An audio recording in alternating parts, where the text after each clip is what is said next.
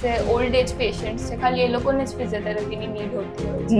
No, physiotherapy is for everyone. One of my patient કે જે 10 yearsથી જ એમને હું જોઉં છું અને before 10 years he was એકદમ નોર્મલ લાઈફ જ એ રૂટીન લાઈફ જીવતા હતા અને સડનલી વન ડે એ ડાઇનિંગ ટેબલની ચેર પરથી ઊભા જ ના થઈ શક્યા. ફિઝિયોથેરાપીમાં સૌથી મોટું પેશન્ટ્સને એવું લાગતું હોય છે કે ફિઝિયોથેરાપીની ટ્રીટમેન્ટથી બહુ જ વાર લાગે રિકવરીમાં.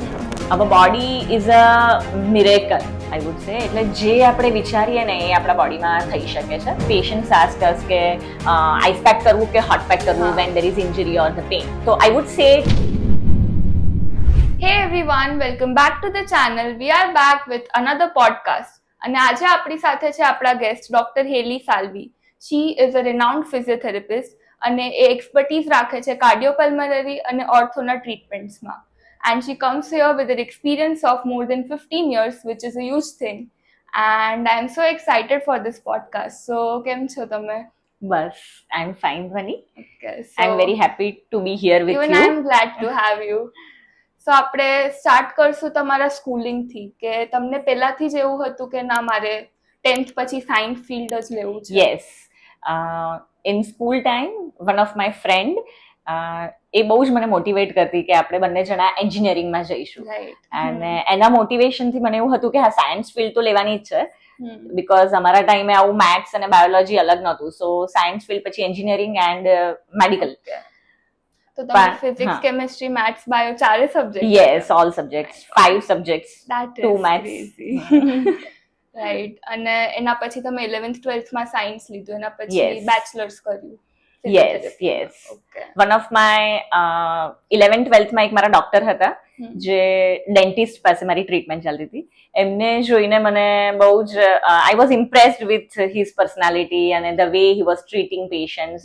એનાથી મને એવું થયું કે ના એન્જિનિયરિંગ તો નહીં પણ મારે પેશન્ટ્સને ટ્રીટ કરી શકું એવી કોઈ ફિલ્ડમાં જવું છે. રાઈટ. અને ઘણી વખત એવું હોતું હોય છે કે બેચલર્સ પછી વી ફીલ કે okay we have done the bachelors so we are doing great. But તમે માસ્ટર્સ બી કર્યું છે, માસ્ટર્સ ઓફ ફિઝિયોથેરાપી. તો એ તમે કયા ફિલ્ડમાં કર્યું છે? મેં કાર્ડિયોપલ્મનરી રિહેબિલિટેશનમાં માસ્ટર્સ કર્યું. અને વીએસ માંથી જ મેં મારું બેચલર્સ પણ એસબીબી કોલેજ ઓફ ફિઝિયોથેરાપી વીએસ હોસ્પિટલથી કર્યું. માસ્ટર્સ પણ સેમ કોલેજમાંથી ઇમિડિયેટલી બીપીટી પછી મેં એમપીટી મારું ફિનિશ કર્યું. And I am very happy with my college. I learned a lot of things from my teachers and my friends, and it gave me a lot of confidence in myself and in my profession. Right. And let me tell the viewers that she runs a clinic named Omni Physio since year 2012. Yes. So it has been 12 years now? 13 years, yes. Right. So tell us something about it કે તમે કયા treatments provide કરો છો? Yes Dhvani, અમે Omni ફિઝિયોમાં Omni means all types of which includes everything as the name suggest. જેમાં ફિઝિયોથેરાપીની જરૂર હોય એવી ટાઈપના બધા જ પેશન્ટ્સને અમે ટ્રીટમેન્ટ પ્રોવાઈડ કરીએ છીએ. જેમ કે મસ્ક્યુલોસ્કેલેટલ પેઇન્સ ઓર ઇન્જરીઝ પછીના પેશન્ટ્સ, ન્યુરોલોજિકલ રિહેબિલિટેશનની જેને જરૂર છે એવા પેશન્ટ્સ, જેમ કે પેરાલિસિસના, ફેશિયલ પાલ્સીના, હેમિપ્લેજિયા, પેરાપ્લેજિયા, પાર્કિન્સોનિઝમ, પીડિયાટ્રિક રિહેબિલિટેશન, જીરિયાટ્રિક રિહેબિલિટેશન, જેમ કે ઓલ્ડ એજ પેશન્ટ્સ કે જે લોકોને મસલ લોસ બહુ હોય છે, પ્રિવેન્શન ઓફ ફોલ માટે એ લોકોને એક્સરસાઇઝીસ કરવાની જરૂર હોય છે, તો એ લોકોને અમે balance training, muscle training, strengthening એ બધું કરાવીએ છીએ. અને વિમેન્સ હેલ્થ પર પણ અમે ફોકસ કરીએ છીએ. એન્ટીનેટલ પોસ્ટનેટલ એક્સરસાઇઝ પણ અમે પ્રોવાઈડ કરીએ છીએ. અને સ્પેશિયલી વિમેન્સને હોર્મોનલ ઇમ્બેલેન્સીસ મેનોપોઝ ટાઈપમાં બહુ જ થતા હોય છે. તો એના લીધે બહુ બધા હેલ્થ ઇશ્યુઝ આવતા હોય છે. એ એક્સરસાઇઝથી એ હોર્મોનલ ઇમ્બેલેન્સને કરેક્ટ કરીને અમે એમના પ્રોબ્લેમ્સને ઓવરકમ કરવામાં હેલ્પ કરીએ છીએ. ઘણા લોકોને ડાઉટ હોય છે કે પર્ટિક્યુલર એજ ગ્રુપ છે, લેટ્સ સે ઓલ્ડ એજ પેશન્ટ્સ છે, ખાલી એ લોકોને જ ફિઝિયોથેરાપીની નીડ હોતી હોય છે? No, physiotherapy is for everyone. Young એજથી લઈને ઓલ્ડર એજ સુધી બધાને જ ફિઝિયોથેરાપીની નીડ હોય જ છે. Physiotherapy is not only treatment કે જેમાં કોઈ ફ્રેક્ચર પછી જ ટ્રીટમેન્ટની જરૂર પડી કે ઓલ્ડ એજમાં જ જરૂર પડી એવું નથી. અત્યારે તો સ્પોર્ટ્સ ઇન્જરીના બી એટલા બધા ક્લાયન્ટ્સ આવતા હોય છે. નાના બચ્ચાઓને સેરિબ્રલ પાલ્સી અને બીજા બધા ઘણા ઇશ્યુઝ હોય છે તો એ બધા પણ ફિઝિયોથેરાપીથી ઓવરકમ થતા હોય છે. અત્યારે આઈટી પ્રોફેશનમાં ઓલ આર યંગ જનરેશન, અને એટલા બધા hours they work, 10 to 12 hours a day continuously on the laptop or the desktop. સો એ લોકોને નેક પેઇન, બેક પેઇન એ બધા ઇશ્યુઝ બહુ જ થતા હોય છે. સિડેન્ટરી લાઈફસ્ટાઈલ થઈ ગઈ છે બધાની જ, એટલે we have technology everywhere, Right. so we are moving very less and so we are getting more and more problems. Right. What do you think હમણાંના ટાઈમમાં ફિઝિયોથેરાપીની અવેરનેસ કેટલી છે? બહુ જ વધી છે અત્યારે ફિઝિયોથેરાપીની અવેરનેસ. પીપલ નો કે ફિઝિયોથેરાપીનું કેટલું ઇમ્પોર્ટન્સ છે અને એના વિના ચાલશે જ નહીં. પહેલા એવું હતું કે ડોક્ટર્સના રેફરન્સથી જ પેશન્ટ અમારી પાસે આવતા હતા, પણ હવે ફિઝિયોથેરાપીમાં ડાયરેક્ટલી પેશન્ટ ડોક્ટર પાસે જયા પહેલા જ ફિઝિયોથેરાપિસ્ટ પાસે આવે છે. Yes, we have lot of patients કે જે દે વુડ કમ એન્ડ સે કે અમને મેડિસિન્સ નથી લેવી and we want to be get cured with movements or exercises. Right. And I think treatment first of all starts at home. તો ઘણા લોકોને એવું હોય કે ચલો મસલ પેઇન થયું તો some people prefer hot pack, some people prefer ice pack. So what according to you is preferable? This is the question ke je we come across lot many times. Patients ask us ke ice pack karu ke hot pack karu when there is injury or the pain.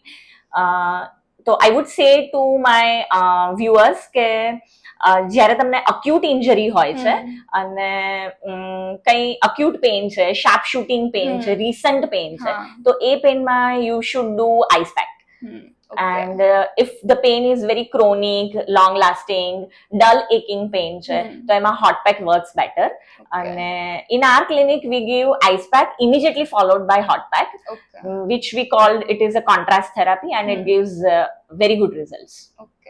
Right. અને બહુ બધા હજી બી પેશન્ટના queries હોય છે કે ચલો એક વખત ફિઝિયોથેરાપિસ્ટ પાસે જઈને ટ્રીટમેન્ટ લઈ લીધી તો એના પછી કેટલા ડ્યુરેશનમાં પેશન્ટ નોર્મલ થઈ જશે કે પેન જતું રહેશે? યસ, ફિઝિયોથેરાપિસ્ટ પાસે ટ્રીટમેન્ટ લીધા પછી 10 કે 20 sessions or you say 30 sessions patients લે છે અને પછી જનરલી પેશન્ટ એટલા સેશનમાં સારું પણ થઈ જ જતું હોય છે એટલે દે લીવ the exercises અને પણ એટલીસ્ટ 3 months કોઈ પણ એક્સરસાઇઝ જે ફિઝિયોથેરાપિસ્ટે શીખવાડી છે એ ઘરે અથવા તો ફિઝિયોથેરાપિસ્ટ પાસે જઈ અને 3 months કન્ટિન્યુઅસ કરવી જોઈએ તો જ મસલ સ્ટ્રેન્થન થાય. કોઈ પણ મસલને સ્ટ્રેન્થન થવા માટે 12 weeks લાગતા હોય છે. So that is the recovery period. Yes.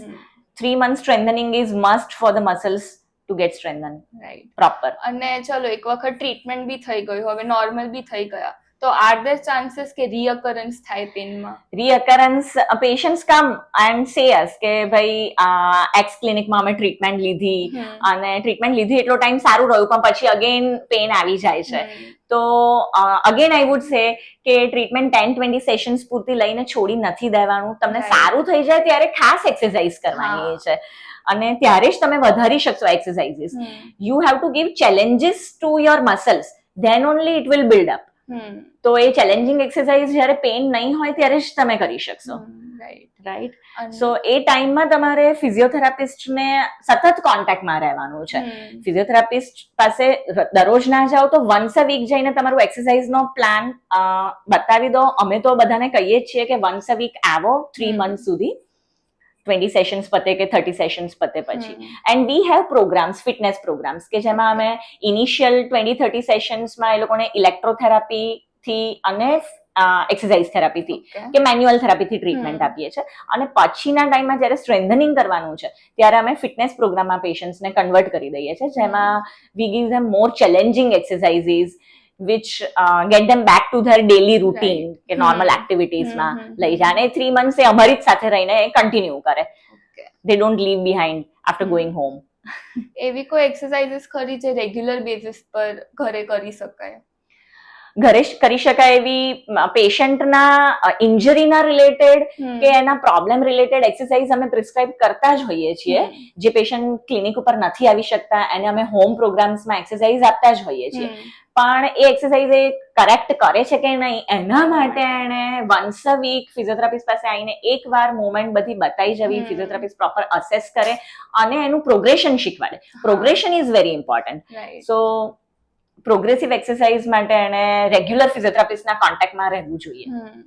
અને ઘણા લોકોને એવું લાગતું હોય છે કે ચલો પ્રોબ્લેમ થઈ તો જ આપણે ફિઝિયોથેરાપિસ્ટ પાસે જઈએ, but is it the case કે પ્રોબ્લેમ થાય ત્યારે તો ફિઝિયોથેરાપિસ્ટ પાસે આવે જ છે, પણ prevention is better than cure as we all no.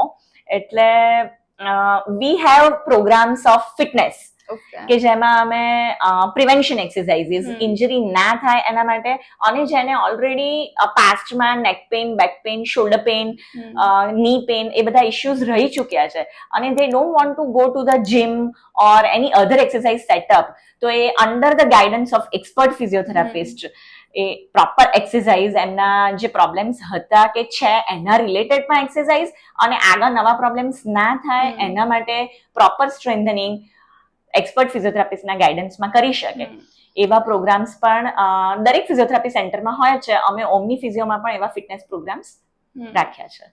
Nowadays people have shifted again back to yoga, so that's a great thing. Yes, so do you yes. think yoga and physiotherapy goes hand in hand? Are they Yes. correlated? Yes. Yoga and physiotherapy can go hand in hand. But when the patient is having some injury, તો ત્યારે એકલા stretching કે flexibility થી patient recover નથી થતું. Physiotherapist એની daily એક્ટિવિટીઝને assess કરે છે. For example, પેશન્ટને કોઈને શૂ લેસ બાંધવામાં પ્રોબ્લેમ છે, કોઈને હેર કોમ કરવામાં પ્રોબ્લેમ છે, સવારે ઉઠીને બ્રશ કરવામાં વોશ બેસિન પાસે બેન્ડ થવામાં પેશન્ટને પ્રોબ્લેમ છે, તો એકદમ ડિટેલ્ડ અને માઇન્યુટ ફિઝિયોથેરાપિસ્ટનું અસેસમેન્ટ હોય છે અને એ મુવમેન્ટનું એ પ્રમાણે અસેસમેન્ટ કરે છે. ડેલી એક્ટિવિટીઝમાં ક્યાં પ્રોબ્લેમ છે, કઈ મુવમેન્ટથી એ ડેલી એક્ટિવિટીમાં પ્રોબ્લેમ છે, એ બધાનું કોરિલેશન કરી અને પછી પેશન્ટને એક્સરસાઇઝ પ્રિસ્ક્રાઇબ કરે છે અને એનો સ્ટ્રેન્થનિંગ પ્રોગ્રામ બનાવે છે. So when you are having problem, then yoga and physiotherapy both combination would be better. I think that both when taken together it brings a holistic approach overall, right? અને આ તો થઈ in centre treatments ની વાતો, but જ્યારે Covid નું time હતું ત્યારે ઇટ વોઝ નોટ પોસિબલ કે આપણે ક્લિનિક જઈને ટ્રીટમેન્ટ લઈ શકીએ. It was a tough time. તો ત્યારે તમે કેવી રીતે ઓનલાઈન સેશન્સ થ્રુ?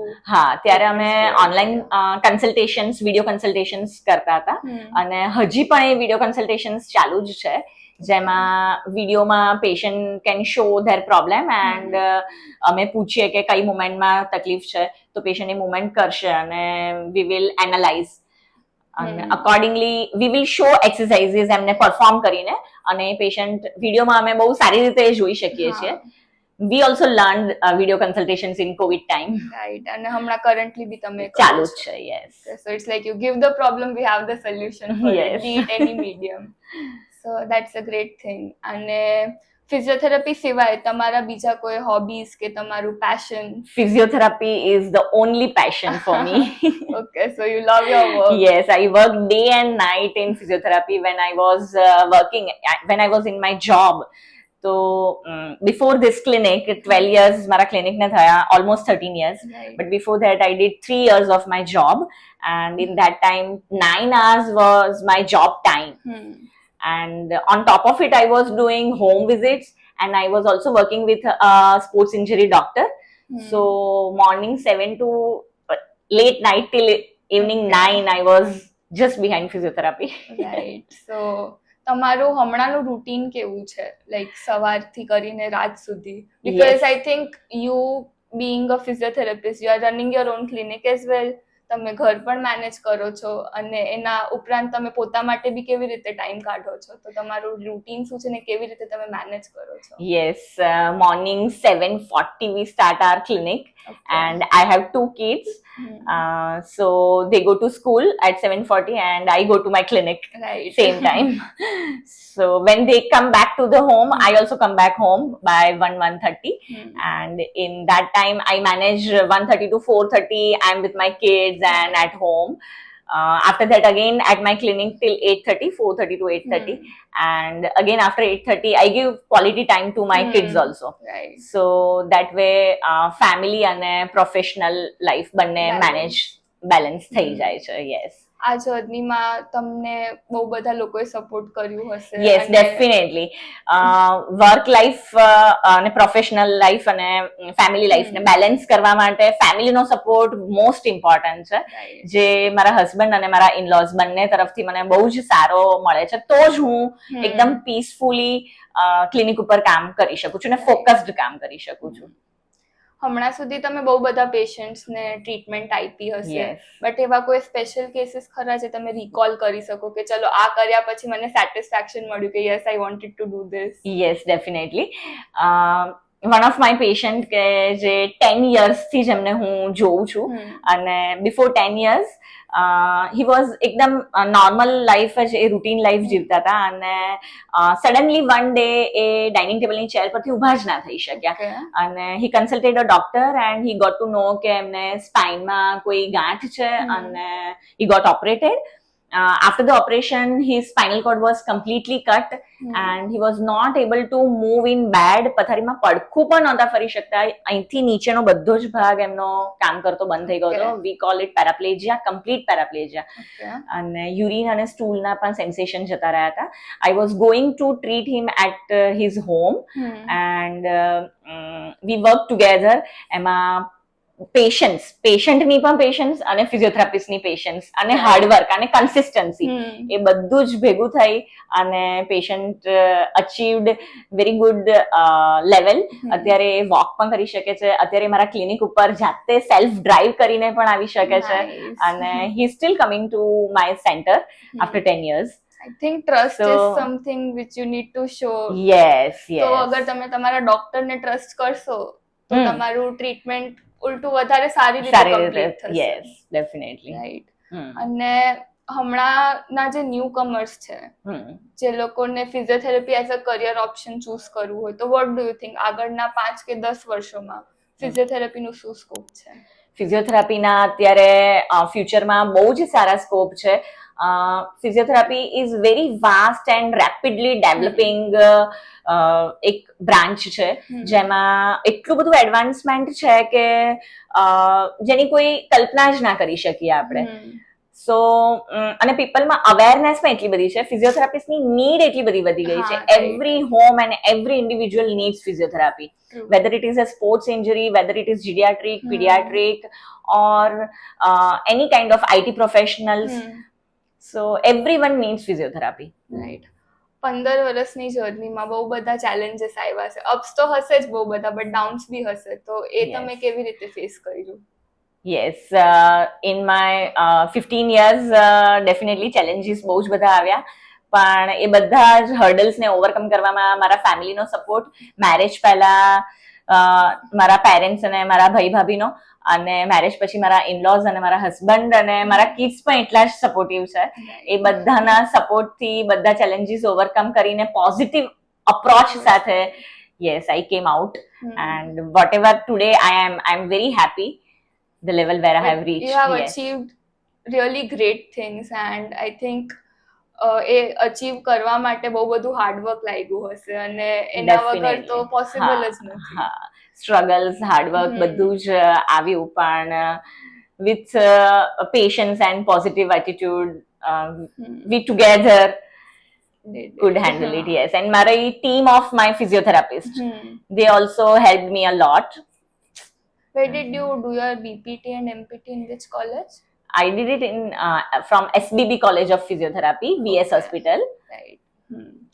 એવા કોઈ મિથ્સ જે તમે બ્રેક કરવા માંગો જે ફિઝિયોથેરાપીના સરાઉન્ડ? યસ, ફિઝિયોથેરાપીમાં સૌથી મોટું પેશન્ટ્સને એવું લાગતું હોય છે કે ફિઝિયોથેરાપીની ટ્રીટમેન્ટથી બહુ જ વાર લાગે રિકવરીમાં. તો દેટ ઇઝ અ મિથ. રિકવરીમાં એટલો જ ટાઈમ લાગતો હોય છે જેટલો એકચ્યુઅલી ઇન્જરી પછી ટાઈમ લાગતો હોય છે. For example, I would like to give an example કે જેમાં એક બિલ્ડિંગ છે સપોઝ, એને પડવામાં કેટલી વાર લાગે? એને પડવું હોય તો અર્થક્વેક આવ્યો તો બિલ્ડિંગ પડી ગયું, રાઈટ? અને બિલ્ડિંગને પાડતા વાર ના લાગે, પણ એને રીકન્સ્ટ્રક્ટ કરવું છે તો કેટલી વાર લાગે? Same way in our body, કે એને ઇન્જરી થતા વાર નથી લાગતી, પણ એને રિહેબિલિટેશનમાં ઇટ ટેક્સ ટાઈમ. બોડીની એક નેચરલ હિલિંગ પ્રોસેસ હોય જ છે, એને ફિઝિયોથેરાપીથી આપણે ફાસ્ટર કરીએ છીએ, એન્હાન્સ કરીએ છીએ, અને we give that atmosphere to the body કે જેમાં મેં કીધું એમ કે કોઈ પણ એક્સરસાઇઝ થી 3 મંથ્સમાં સ્ટ્રેન્થનિંગ થાય તો પેઇન તો જતું રહેશે પેશન્ટનું ઇન્જરી પછીનું 10-20 સેશન્સમાં, પણ એને સ્ટ્રેન્થનિંગમાં 3 મંથ્સ લાગે તો that patience should be there in patients, and that confidence only physiotherapist can give to the patient કે ભાઈ એમાંથી તમે બહાર આવી જ જશો. અવર body is a miracle I would say, એટલે જે આપણે વિચારીએ ને એ આપણા બોડીમાં થઈ શકે છે. અને ઇન્જરીમાંથી બહાર આપણે ડેફિનેટલી પેશન્ટ્સને એવું લાગતું હોય છે પેઇન એકવાર થાય ને પછી કે આ પેઇનમાંથી હું ક્યારેય બહાર નહીં આવી શકું, or I have to live with this pain. So that is a myth. That is a myth. So we all need to break those myths. Yes, patients definitely pain is not permanent. Nothing is permanent. Right. Same the pain. A pain પાછળ તમારે hard work કરવું પડે, patience રાખવી પડે અને right ફિઝિયોથેરાપિસ્ટને choose કરીને right ડિરેક્શનમાં exercises કરવી પડે. ઘણા લોકો એવું પ્રેફર કરતા હોય કે ચલો આજકાલ યુટ્યુબ માંથી જોઈને એક્સરસાઇઝ શીખી લીધી, that is very wrong. Yes. So it's better to approach a physiotherapist. Yes, as I said કે અમે એકદમ minute detailed assessment કરીને accordingly exercise prescribe કરતા હોઈએ છીએ. યુટ્યુબમાં generalized exercise બતાવવામાં આવે છે, right? So patient to patient injury and their problems and ADLs એટલે કે activities of daily living માં એમને શું પ્રોબ્લેમ થાય છે એ ડિફરન્ટ હોય છે, અને ફિઝિયોથેરાપિસ્ટ એ માઇન્યુટ ડિટેલ્સને અસેસ કરીને અકોર્ડિંગલી એક્સરસાઇઝ પ્રિસ્ક્રાઇબ કરે છે. સો અને ફિઝિયોથેરાપિસ્ટ સાથે કન્સિસ્ટન્ટ રહેવું એ બહુ જ ઇમ્પોર્ટન્ટ છે. પેઇન વધી ગયું અને પેશન્ટ નેક્સ્ટ ડે નહીં આવે તો ફિઝિયોથેરાપિસ્ટ વિલ નોટ અન્ડરસ્ટેન્ડ કે હા શું થયું. You need to be there every time when you get problem with the therapist. So as we come to the end of the podcast, what message would you like to give to the viewers? Yes, for my young physiotherapist viewers, I would like to say કે તમે BPT કે MPT કોઈ પણ degree achieve કર્યા પછી directly you don't jump behind money or behind opening a clinic or running a setup, but rather I would say you do your maximum work. You run behind experience rather than money. Money will definitely follow you. So as I did 3 years of my journey, જે initial BPT કે MPT કંઈ પણ આપણે degree achieve કરીએ પછી પેરેન્ટ્સનો support initial કરિયરમાં હોય જ છે મોસ્ટલી, તો એ ટાઈમને મેક્સિમમ યુટિલાઇઝ કરી અને maximum number of patients you should C કે જે એક્સપિરિયન્સથી તમારા પોતાનામાં તમને કોન્ફિડન્સ આવશે કે નહીં I can do this for this patient. એ તમારો કોન્ફિડન્સ જોઈને પેશન્ટને તમારામાં કોન્ફિડન્સ આવશે and you together will achieve the goals. And for my other viewers, clients and the others, for them exercise is the medicine for your body, musculoskeletal system. Exercise ને રૂટીનમાં involve કરવાની છે, daily રૂટીનમાં. Exercise માટે અલગથી time નથી કાઢવાનો હોતો, જેમ તમે ફૂડ માટે અલગથી ટાઈમ નથી કાઢતા. Diet or food you do not skip, same way don't skip exercises. In any form you must move and move. Right. So it was a wonderful conversation. આજે બહુ બધું નવું જાણવા મળ્યું ફિઝિયોથેરાપીના રિલેટેડ અને અમારા વ્યુઅર્સ માટે બી બહુ બેનિફિશિયલ રહ્યું હશે. So thank you so much for coming. Thank you, Dhvani. Thank you for inviting me in your podcast. Thank you so much.